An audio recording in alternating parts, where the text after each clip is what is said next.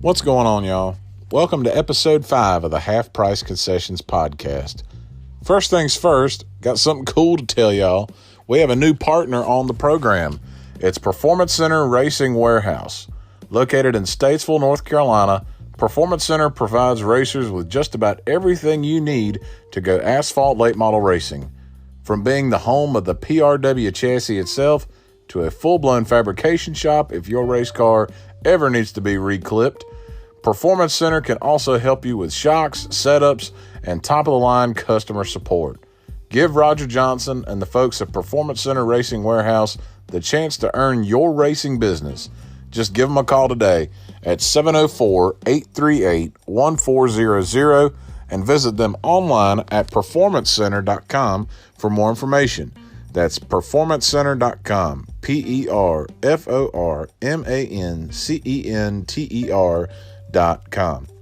Also, if you're not already following us on Spotify, download the free Spotify app and type in the search bar Half Price Concessions Podcast and click the follow button at the top so you can get updated every time we put out new episodes.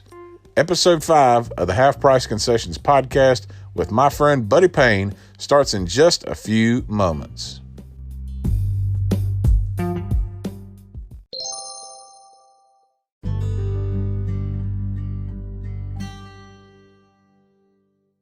Episode 5 of the Half Price Concessions Podcast, and we are going to break some outdoor ground. I will not reveal the address of our location, but we are on the Guilford-Alamance County line, and it's too nice to be sitting inside. But Buddy Payne back with us again. Yes. And if you hear a dog barking, Fido is out here with us. The dog is so new it does not have a name. Yes. But Fido's hanging out with us out here on the back porch, and we are now through Martinsville. You and I got to go watch that race, eat some hot dogs, and hang out and whatnot, and watch the same car lead all 200 laps of the feature.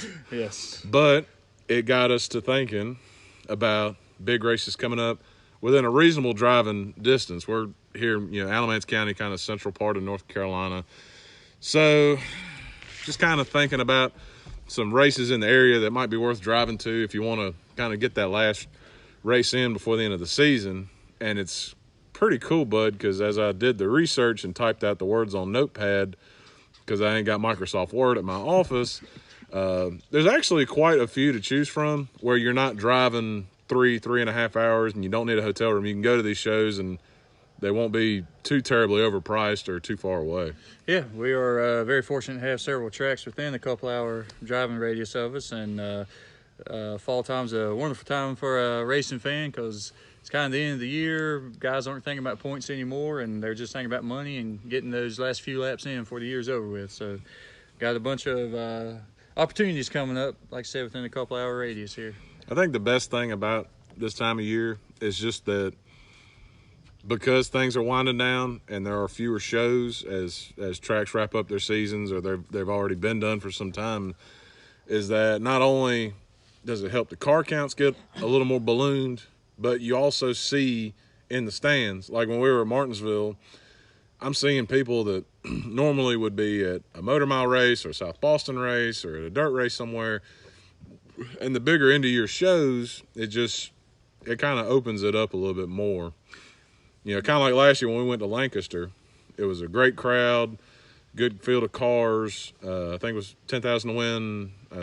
Southern All-Star. Yeah, Southern All-Star sanctioned, super late models.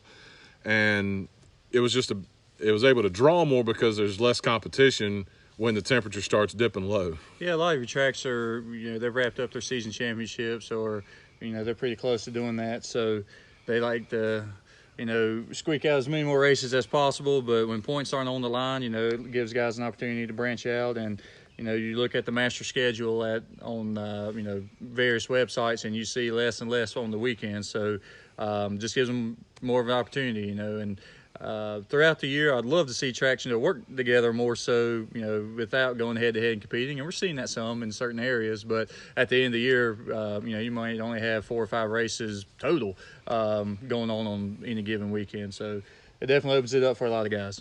A lot of these you can choose from and hit a bunch of them. Not many of them conflict. But if you had to look at just one, Like, if you could only make one of these kind of end-of-year shows that's in our North Carolina, South Carolina, Virginia area, what is the one that is, for you, the most bang for your buck? Without a doubt, the World Finals at Charlotte. Of course, I'm a motorsports fan, but dirt is, I guess, what I prefer if I had to choose. But even if you're not a dirt fan, know nothing about it, or been once and had a terrible experience, if you're just a motorsports fan, period, I've been to hundreds of races. That's the only show. I won't call it a race. I call it a show.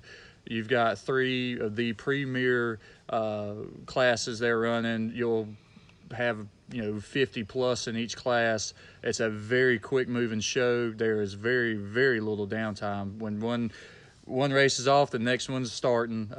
It's a phenomenal facility. Of course, you're right there at the heart of Concord with plenty to do during the day with the malls and the restaurants and all that. And the racing is just always spectacular. It's a great track.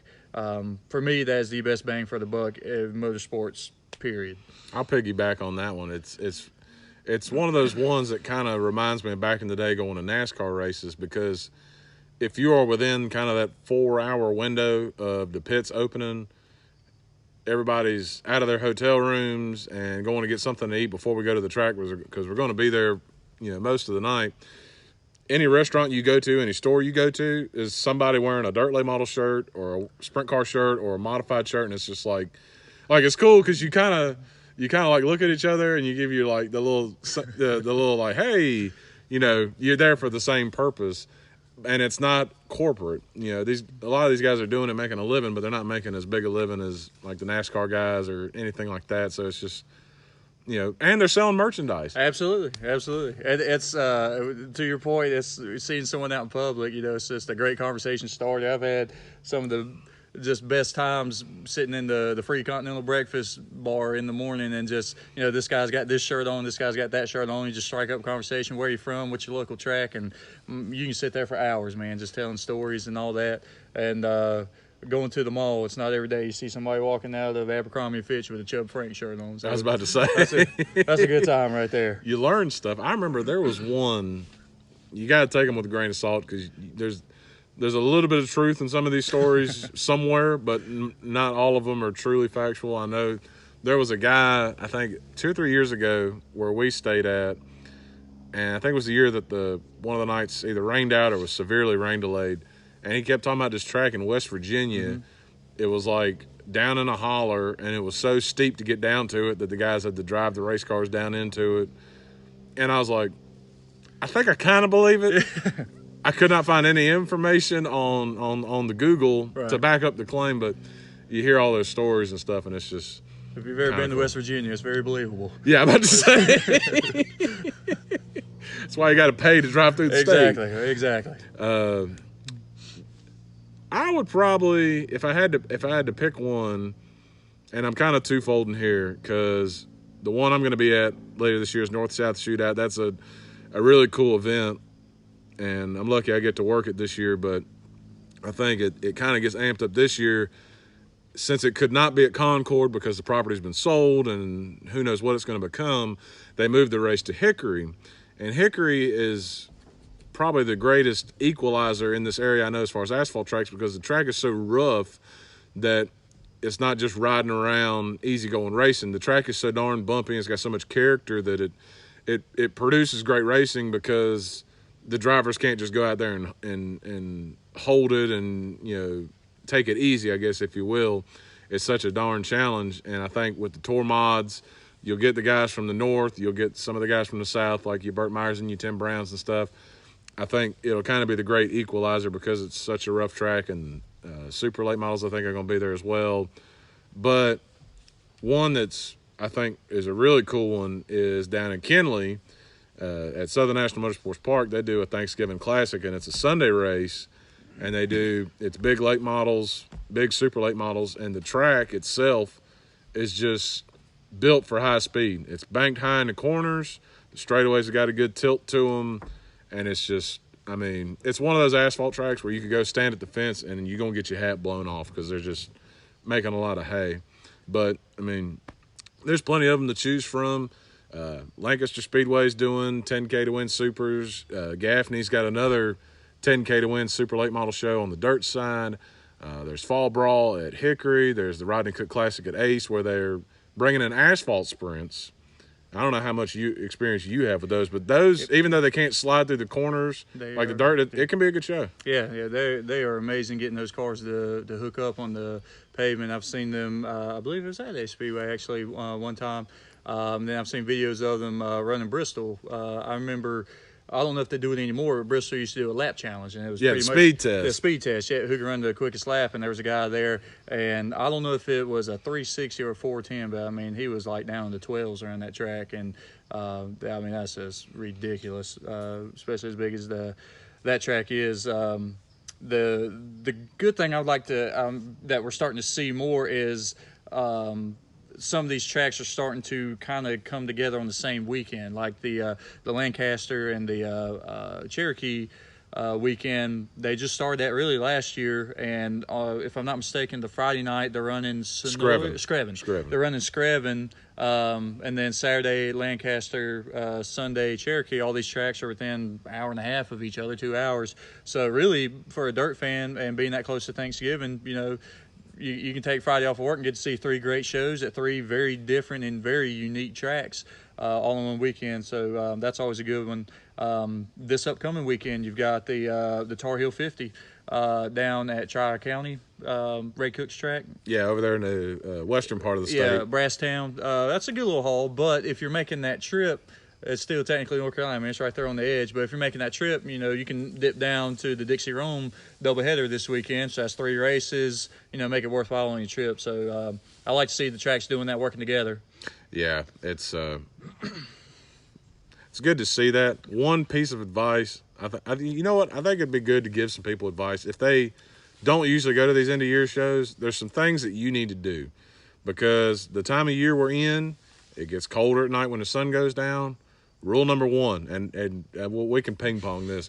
Rule number 1: a hoodie is not enough. You need to, if it's going to be below 48 degrees. Remember, most of the time you're sitting on a cold bleacher, and you're sitting there for quite a while because it's probably going to be a longer show.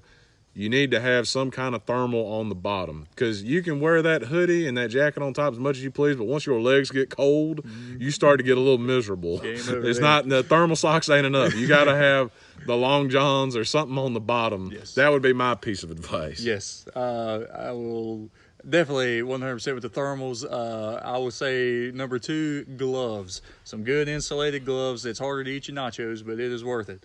Again, you're sitting there and you got everything warm but your hands, and you know you can't sit on them but so much. So I would definitely go with gloves, a beanie to go along with the hoodie.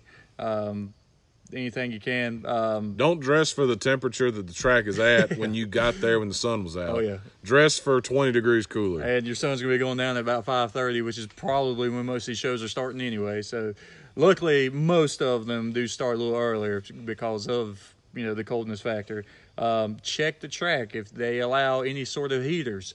There's little personable heaters. Most of the tracks I go to allow it, and that is the best $20 you can buy. And propane. Didn't you bring one in at Lancaster last year? Absolutely. That thing was worth it. Absolutely, yes. And you will make a lot of friends too, because they're wanting to huddle up with you. That's the only time people get close to you wearing the Bloomquist shirt. So. Real quick, on the cold temperature, you've got to tell the story about the World Finals where you had the snow delay. That is not something that usually happens. I didn't get to be there for that one, and I kicked myself for not being there. Tell the snow delay story. Well, it's funny. The only track I've ever been to prior to that where snow or winter weather was ever a factor was we were on the way to Martinsville for the Spring Cup race, and on the way there, flurries are hitting the windshield, and that was pretty crazy. But, this one at the World Finals, cloud cover, probably mid-40s or something like that, and they usually start the show about 5 o'clock there. At 6 o'clock, it was just a little light sprinkle rain. That turned into just a little bit of sleet falling, So they kind of paused action there. That turns into flurries, and then it started snowing. Like full-blown. Like full-blown, it's coming down, snowing, and just terrible time. And that is the first year my mom decided to go, and a couple friend from their church came with us. And my mom's wearing probably 18 layers of clothes and just shaking to death. And they finally had to call it because, it showed no signs of stopping. So we kind of make our way back to the car. Come back the next day. Now they have to run that program along with the regular program. And so they started in the middle of the day, and it was probably mid-50s. Comfortable at that point. Mid-50s, a beautiful double rainbow going across the racetrack. Completely flip-flop. That's North Carolina weather. You never know what you're going to get. But that's definitely the first time I've ever seen a race get snowed out around here. I was about to say, it's there was one year we went to World Finals, and the first night it was weirdly hot. It was like 70-something, and we were sitting there in like T-shirts. We didn't have to bundle up. It was nice and fun. And then the next night, of course, it rained and it was cold and all that jazz. So, so you don't know what you're going to get in North Carolina. But then that brings us to the next point. Yes. Concession stands. Now, at World Finals, I will go ahead and tell you. I will tell you, God honest truth. And I'm a former part-time-ish employee of Charlotte Motor Speedway. God bless their hearts. Eat before you get there. Absolutely. It's really expensive to eat at World Finals. It's outside vendors, and they're going to sell food, but you need to eat before you get there and bring some snacks. Bring your own, yes.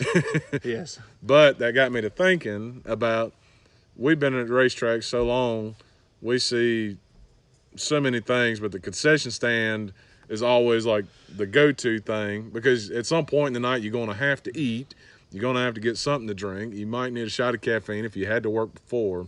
So I kind of thought about some of our favorite things, or the things that we hated from concession stands over our race fan time. Yes. And I'll probably say, I'm going to start off with the bad, actually. Okay. I had to go work a race at Franklin County Speedway in 2010. Franklin County Speedway, if you don't know, it was frozen in time in like 1930-something, and it has not updated since, but the racetrack's super.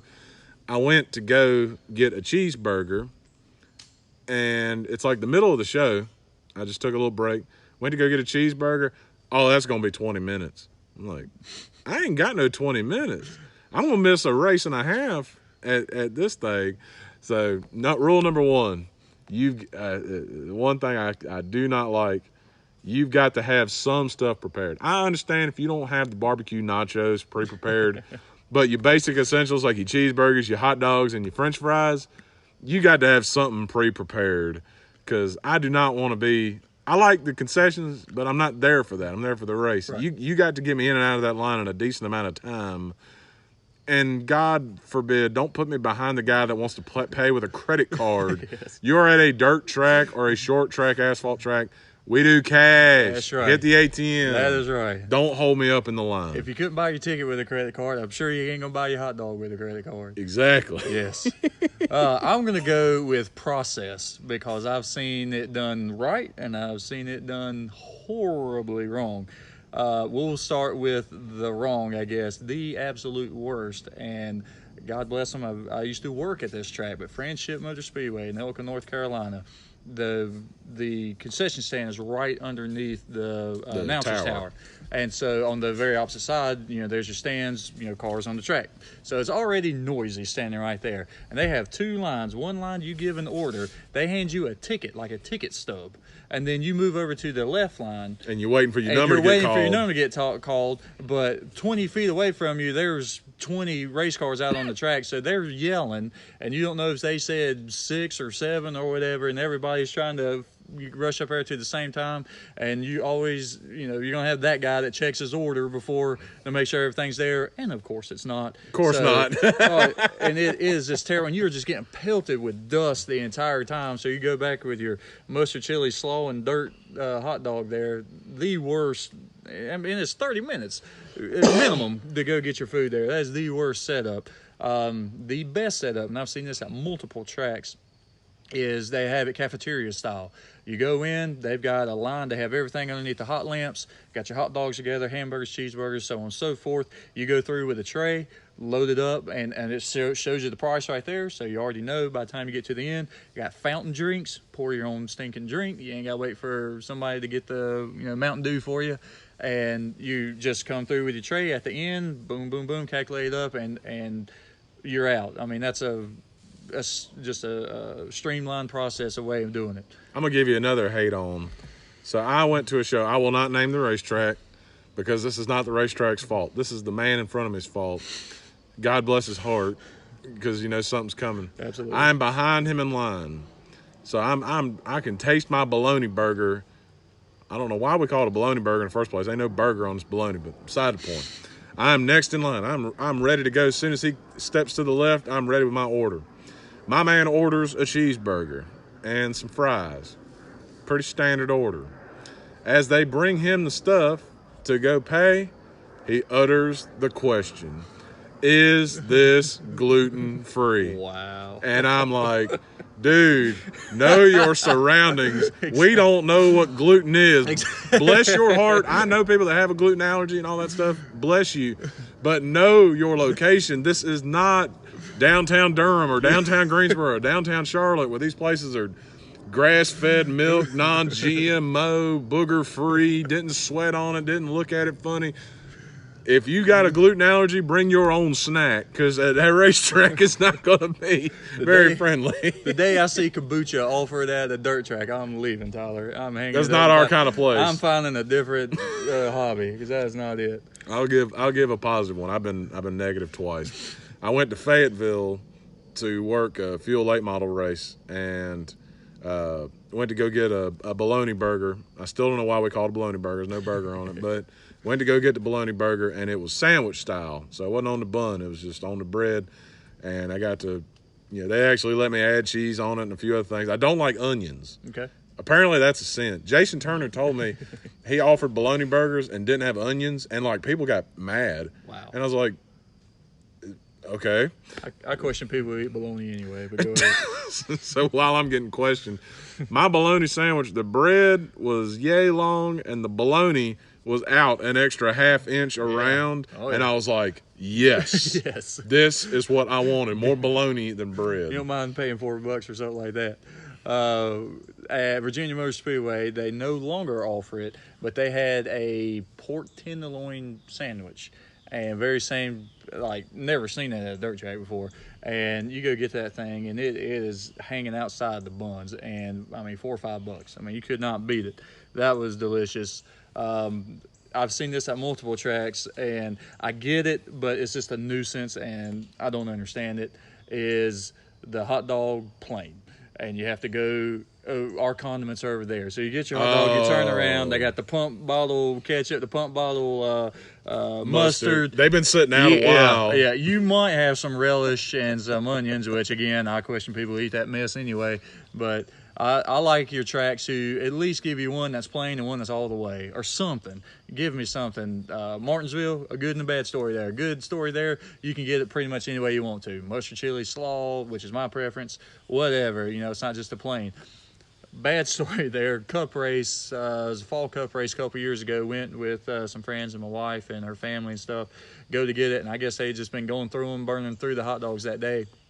And I, of course, have to sneak out to the side to get my hot dog. Yeah, of course. And so I run over there to get a hot dog, and mustard chili sauce, get it, and the chili was just cold. It still had the grease. It was a cold day. There was probably 40-something degrees during the race. The grease had done froze on top of it, and I took a bite, and through the trash can she went. Yeah. I'll tell you the best selling thing I ever seen, and this is going to be a little bit different.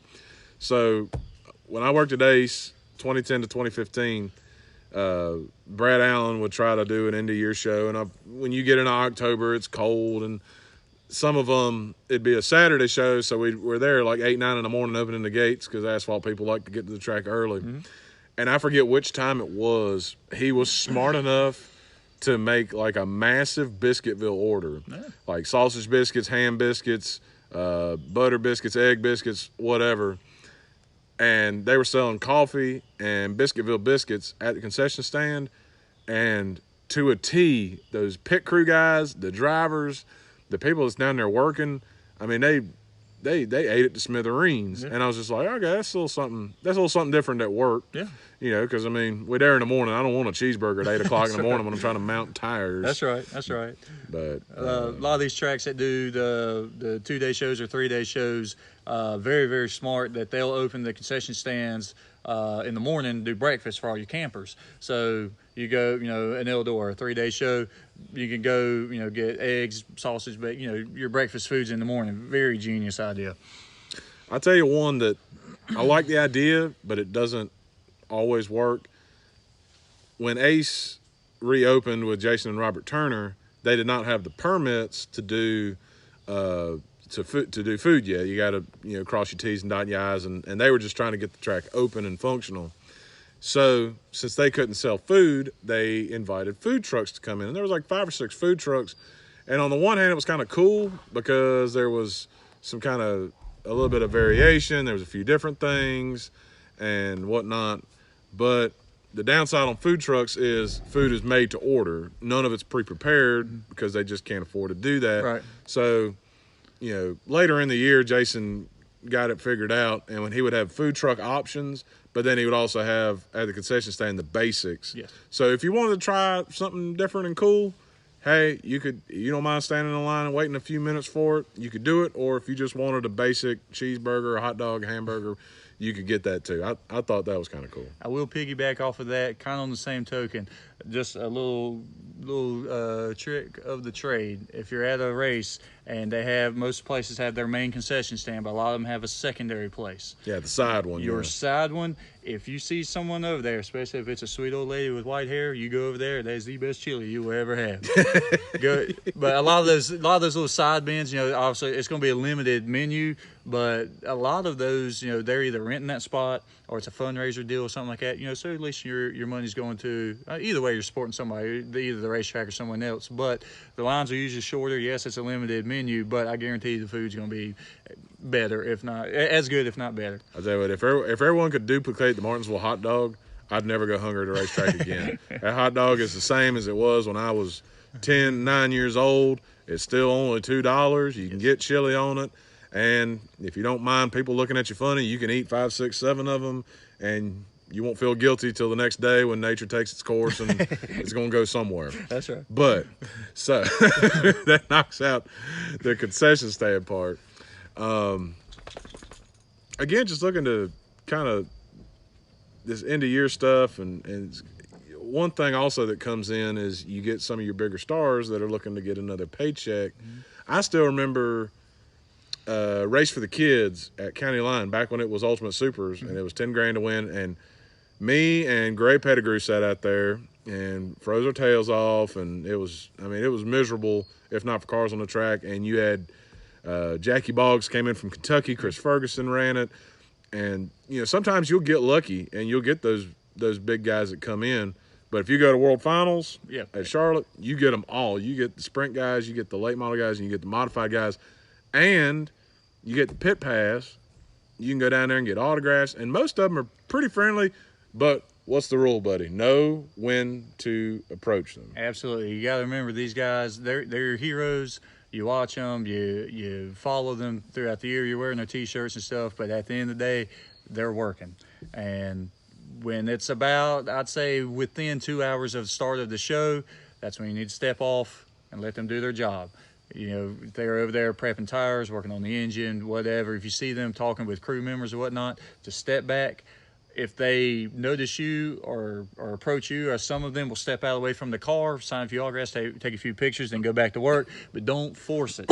A lot of these guys will either get there early. A lot of them do autograph sessions at their merch stands and whatnot. But just remember, they are working. Let them work. So there you go. If you didn't learn anything, learn what to wear, learn what to eat, learn what not to do at the concession stand, and learn when to not approach race car drivers. And we got that in the first 30 minutes. Now, you and I always have to shift gears to the funny stuff. Yes. We shared some of this on episode, I think it was episode 3. We were telling some kind of funny stories out of school and stuff. Not out of school, out of church, yes. Because funny stuff sometimes it just happens and whatnot. you had a story you had told me about on text message, but I know you have to be careful about how you tell it because you, for a time, were riding around when your dad, who we interviewed on episode 2, was singing gospel, riding around on a bus. You go into these churches and stuff. You're probably easily the youngest person there. You're running the soundboard. There had to be some goofy, funny-ish, questionable stuff that happened along the way. So is there any tidbit you can share that is PG rated from any of these trips? Oh my goodness. I know you told me a few where the music would get in trouble and stuff. Oh yes. Oh yeah. That was just about every weekend. It felt like, at least one of the churches.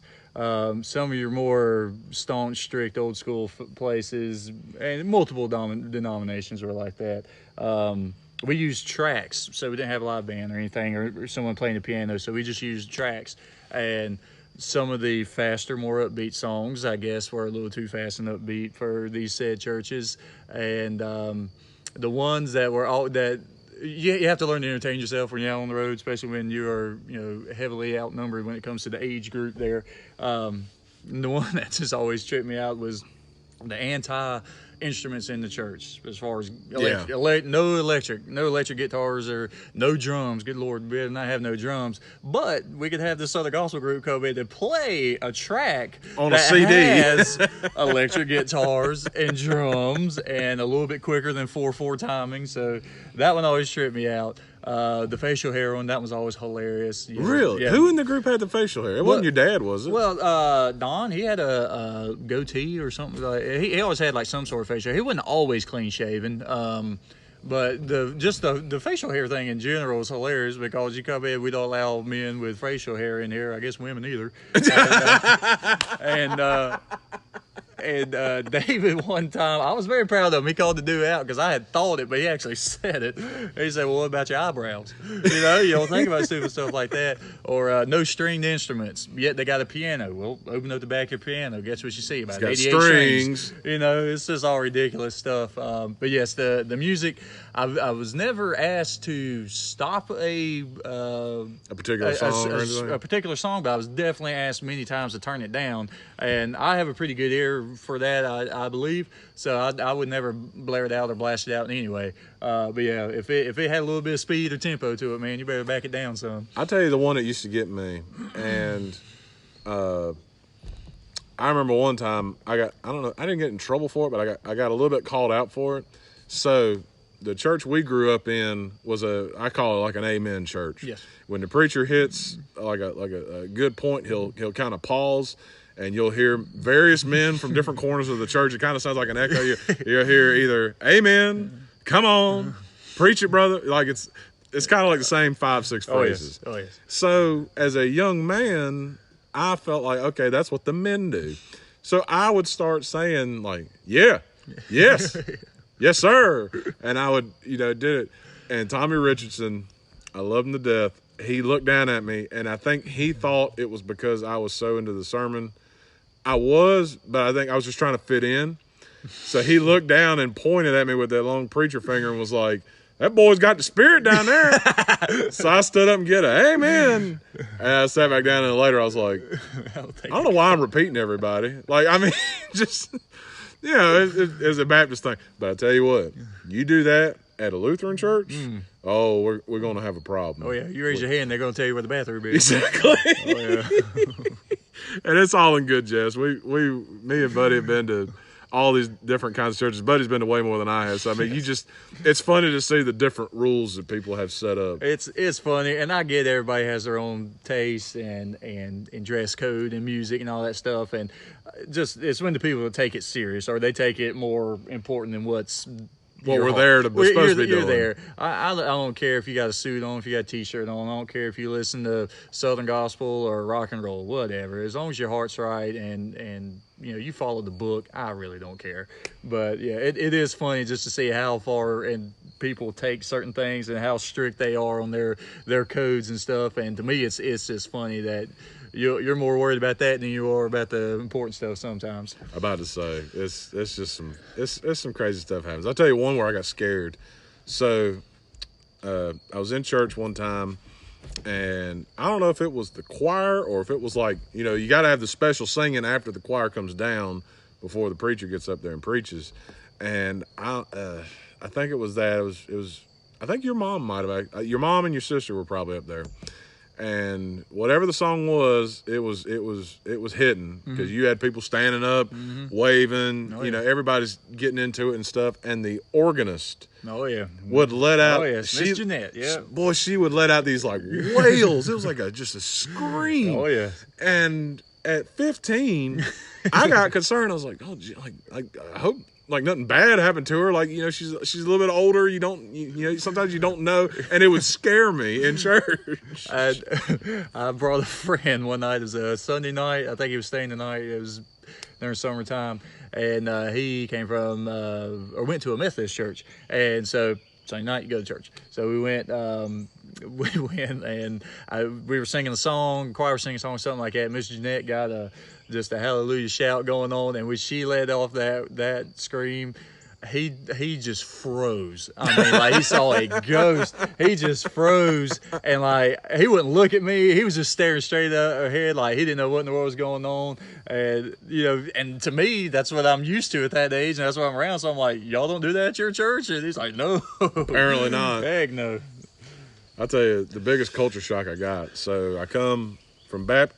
It's funny. My parents are divorced, and my mom was Baptist, and my dad was Lutheran. So it was such a opposite ish. Baptist is fire and brimstone, and we're calling it down.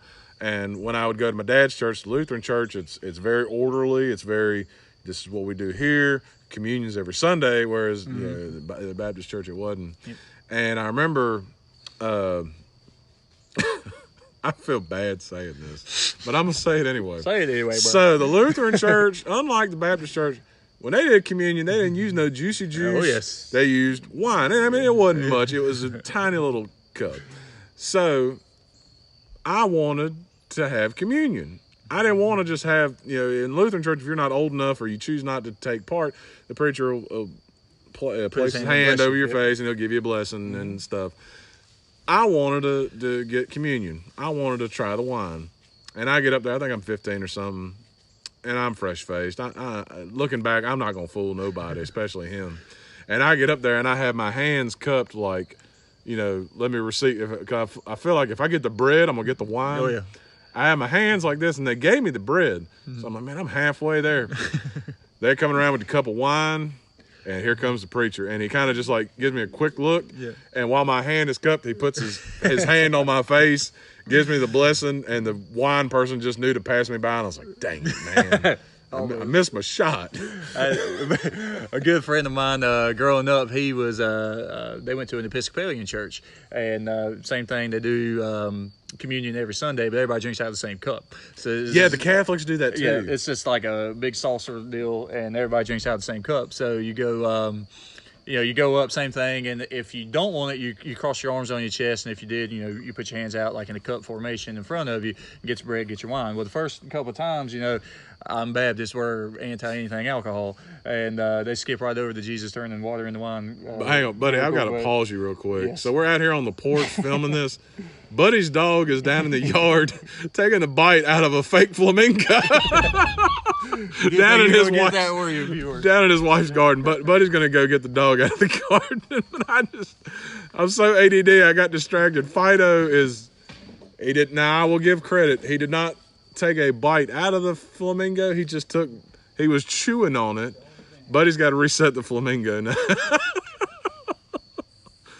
You would only get this on the Half Price Concessions podcast. And now, as Buddy resets the flamingo, the dog's getting drug away from the flamingo. Poor Fido. He won't take the chew toy. I guarantee he's back on the flamingo by the time Buddy sits back down and talks for a minute. So we're talking about Live radio unedited up at the communion. Yes, and you got to cross your arms. So we're crossing arms if you don't want it, and they just put the hand on the forehead, give you the blessing, and then if you want it, you kind of cup your hands or whatnot. So, of course, I'm been raised anti-alcohol, nothing, even in the church. So, anyway, I finally, about the third or fourth time I got there, got the gumption. All right, I'm going to go for it. So, I go up there, and I get the bread, and you're kind of in the line. It's almost like they're just, servicing you on down through the line. And the lady beside me, she bends down, and the priest or preacher, whatever, they tilt the cup up for you. You take a little drink, wipes it off, next guy comes in. So she's there, and he starts doing that, and he slips. And she takes a mouth. I'm just gulps it down and whatnot. And they had to help her. I mean, she was a little old lady. They had to help her up and back to the seat. And so I got in front of, after witnessing all that, them arms are crossed, bro. Yep. We're not doing that. Yeah. I'm not going to take my chances. But yeah, she probably left the church half south there. Oh, boy. I'll tell you, the one that made me feel the most bad. So there was many a Sunday where my top priority was I need to get out of here as soon as it's over because the race comes on at 1. Yes. And that was me and my grandpa's thing was we watched every race. And back then, unlike today, it was like Sunday at 1 o'clock from February to November is going to be a race on except for like Bristol and one other night race maybe. Yeah. And I used to do the sneak out. Oh, yeah. I would sit toward the back, and when the preacher would be given the final kind of prayer before he scampers to the back to shake people's hands, I would sneak on out the back and beat the crowd out of the parking lot so I could get back to the house to watch the NASCAR race. Now I'm a lot better about that. I realize there's things more important than watching the NASCAR race, but it's kind of just one of those things at the time that I did that I'm just like, You should have been a little more focused on what was most important, but we ain't going to miss because Rusty Walsh is starting 4th today. Daytona 500 Sunday, man. It's the first race. Everybody's all excited. And they start that one like on time, 12:30. Church is usually about 12:15. My dad would park on the side parking lot, nose out, like facing out, ready to go. And, I mean, it said amen. All you saw was, heels and elbows from us. And we would get in the car, jump in to take off, to get home in time. We would drive separate. Mom, you go get the food. Me and Dad's got to be there for the green flag lap for the Daytona 500. I'm not going to lie. Like, when I was from my childhood through my teenage years and into my early 20s, I think what made me a bigger fan of wanting to watch the race on Sunday on TV was because I was always at a race the day before. It was like when I played football, like I wanted to always watch football on TV. Like the Thursday night game, when I played in college, we would go watch high school games on Friday if we weren't traveling. We would play our game on Saturday. If you got home in time, you'd watch the Saturday night. Like when you're participating in it, it made you more interested. But when I went through that 6-year period where I didn't go to any races because I'd lost a little interest. My grandpa died, and I was playing high school football.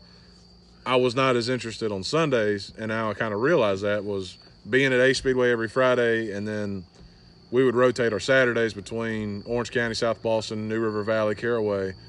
That made me more diehard on Sundays to watch. Yeah. Did you ever feel like that? Because at that time, you were still diehard NASCAR on Sundays. Yeah. For me, it really started when I really started playing baseball, actually.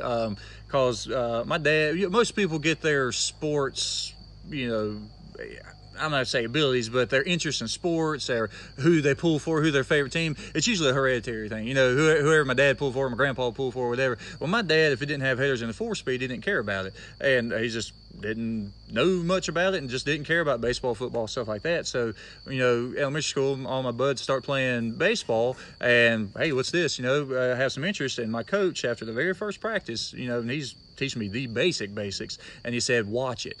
Every time you get a chance to watch a game, watch it and just pick up on what they're doing, learn the vernacular and all that kind of stuff. So Fox Saturday Baseball, man, every game, that was, we didn't have ESPN stuff back then, so that was the only time I really could watch a game is Fox Saturday Baseball. I'd watch it and I learned and so on and so forth, and that grew my interest as well as my knowledge. And with the racing stuff, man, I remember as a kid I would I don't know if they still do this or not, but I grabbed the newspaper and they would show the point standings for Ace Speedway and all the 4 classes. And I'm keeping up with it. I'm doing the math myself. I'm like, okay, if he finishes here, next Friday, he'll move up, that kind of thing. The NASCAR stuff, I was, again, we only had the basic channels and stuff, so I listened to a lot of races. And I would sit there and just in my room listening to MRN, PRN. Whenever the time came to have the PlayStation stuff, I'm throwing in NASCAR 98, listening to it, and doing it at the same time. And yes, the entertainment side, how you access it and being involved with it absolutely makes you more of a fan, and you just want as much as you can get. You're just craving it all the time. We'll pivot back to something I should have brought this up when we were talking about the racing stuff, but now we can pivot back to it. One more thing that you get at the big end-of-year shows, unless you're hard of hearing or you put plugs in, you are going to hear an announcer talking for quite a long time. So with the time we have left, let's go into things that because we are long-time fans. I'm an announcer myself, so I know a lot of these will apply to me sometimes. Things that we want in race announcers at these events and things we don't want. Yes. So maybe we'll do like one of each, and we'll trade it off. So I'll let you start. One thing you want, one thing you don't want. What you don't do, I'll do. Okay. What I don't want is you talking during green flag action. Unless I understand if your race is being broadcasted and you have to, if it's on the radio or something like that. But if it ain't being broadcasted, can't nobody hear you, man. Just don't talk while the race is going, because if you're saying something that I might be interested in, well, I just missed out on it. One thing I do want, every 5-10 laps, give me the top 5 and give me how many laps are left. That's just keep that going, because if you're at your main event, you got 24 cars out there and they've had a 30 lap green flag run, guys in lap traffic, and sometimes it's hard to keep up with it. So tell me who my top 5 is. Tell me what lap we're on. Tell me how many laps we got left, and just continue doing that throughout the race. That's 2 good ones. I'll tell you one I don't want. I don't want you screaming.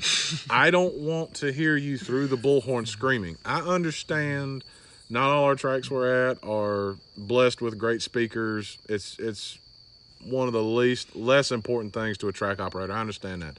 I do not want to hear you scream. I don't want you blowing my eardrums out.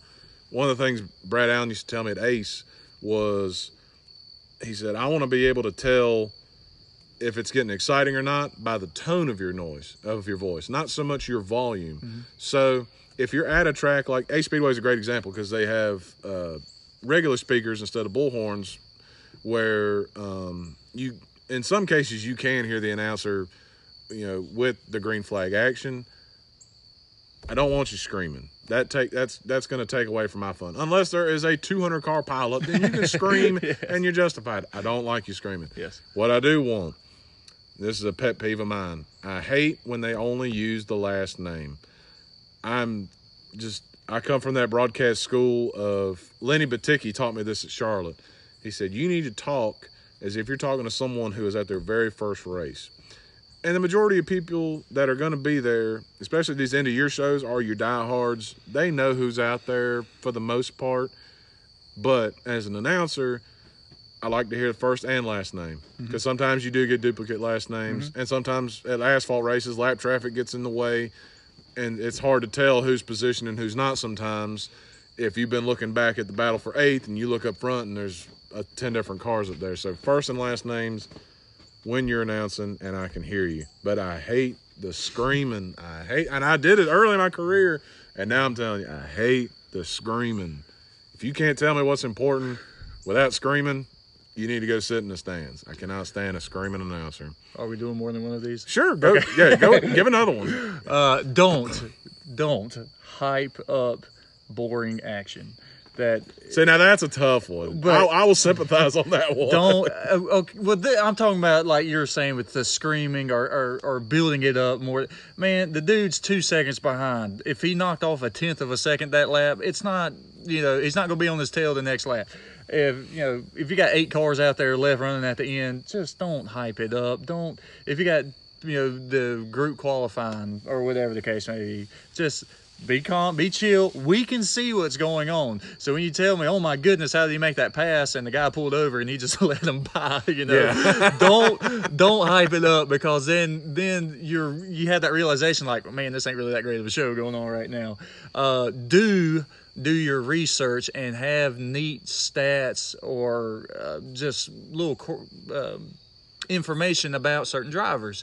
When there's a break in action on the caution, if this guy's leading, be like, this he's won X amount of races this year, or he finished this spot in the points. Just give us some information, because at these end of the year shows, like we talked about earlier, you're going to have a very diverse crowd of cars there. So if it's the same weekly guys, then yes, I know a lot about him. But if somebody shows up from Georgia that I've never heard of, or I've never seen run or something like that, tell me some cool information about them, because that's how you want to learn. You want to expand your knowledge on different drivers and kind of grow the sport. And it also gives you greater appreciation for what you're witnessing. Or like, very quick story. First time ever I saw Scott Bloomquist run, arguably one of the best late model racers ever.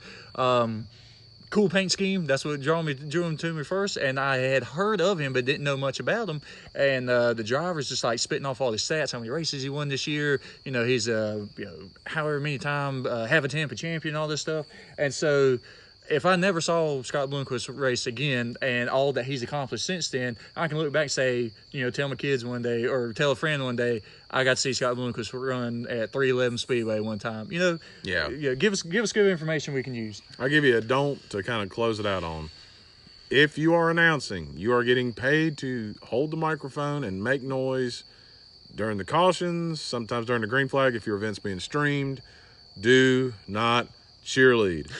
I've been doing this 10 years. I cannot stand a cheerleading or race announcer. The unbiased announcer. I understand, because I've been there. There are some guys you like more than others. I perfectly understand that, because you just, as you do this and you work with people, you develop relationships with some drivers that you just don't develop with others. That's perfectly understandable. I'm still that way to this day. There's some drivers that I can sit there and we can have a 20-minute conversation in the pits if we're not looking at time, and it's, that's fine. Other guys are a little more private, or they're a little more busy.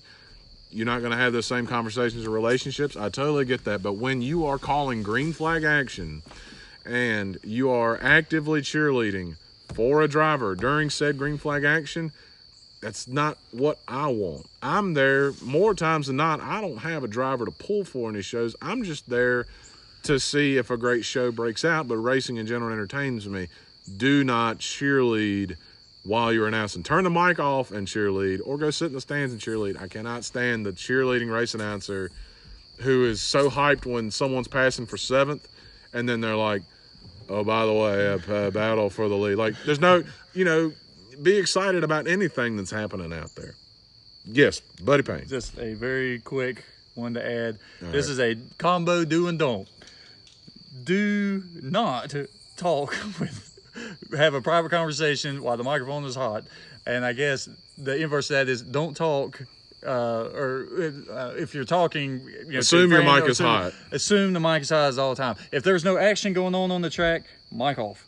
Keep the mic off, because people not knowing that the mic is hot, I've heard quite some stories. Yeah, all these races I watch. F words get dropped. Or you're talking trash about said driver or something. So if you are not talking, microphone off. And keep your phone. You know what? Johnny Gibson does it great, and this is inside baseball. You wouldn't know this unless you're in the tower with him, but Johnny Gibson, the World of Outlaws sprint car announcer, wears a headset, and Johnny, he's got a ton of notes in front of him on his laptop. He's got just that vision that he has. That's why he's one of the best in the business. But Johnny also has what we call a mute box, and he has a button that he'll push. If he has nothing to say, or he needs to kind of catch his breath for a second, he'll mute it. He will not take that chance on kind of something being said in the background by someone who's there working but is not doing his job. Yes. And I remember seeing him do that 3 or 4 years ago when I worked with him at Charlotte, and it was just one of the things where it was like, that's something that if I had the money and the equipment to do, that I would have, because I don't need to hear you breathing on the wireless mic. I don't need to hear your casual conversation. It's not what I'm there for. So, hey, and if we sound nitpicky with this, That's because we've been going to races for 26, 27, 28 races. We get to be. Yeah. And the ones we're not at, we're watching on Dirt or Dirt Vision or, That's right. Streaming services. And then you hear all the backroom conversation. And even if you think we're complaining, if you think these are complaints, we're still going to go to the races. Yeah. We love it. We just want to see little bitty things change so it makes it a better experience for everybody. Absolutely. Yes, well, buddy, it is a pleasure as always. Always, my man. And man, the part about your dog eating a flamingo is kind of funny. We're gonna keep that in there. Yes, that should be the name of the podcast. Yeah, or the name of the episode. Dog eating flamingo. Flamingo. But yes. I appreciate it, brother. Yes, sir. Anytime. You have a good one. All right, bud.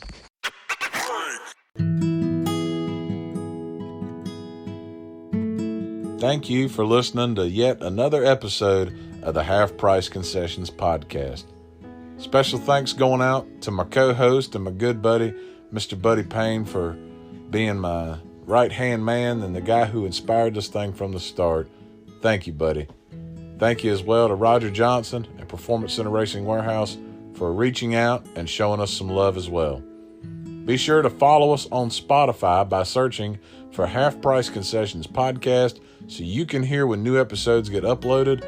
And Lord willing and the creek don't rise, maybe we'll get on some more platforms as time goes on. But for now, Spotify is the first one to let us in, and we're thankful to them for that.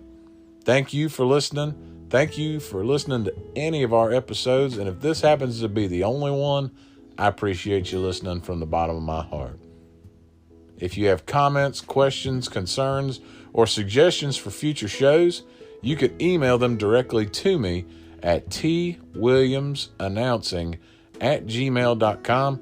I promise, even if it's something negative and you don't like the show, I'll at least respond. But thank you for listening and have a blessed day.